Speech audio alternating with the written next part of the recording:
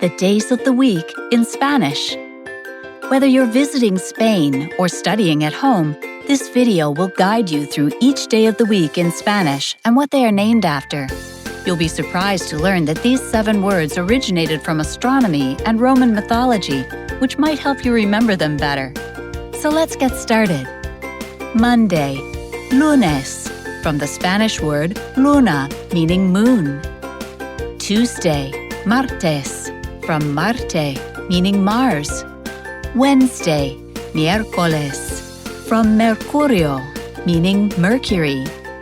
Thursday, Jueves, from Jupiter or Jove, the Latin word for Jupiter. Friday, Viernes, from Venus. Saturday, Sábado, from Sabbat, the Hebrew word for rest.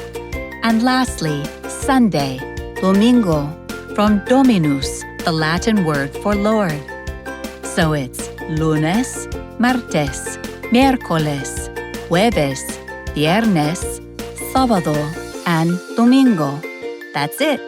Memorize these 7 simple words and you'll have mastered the days of the week in Spanish in no time.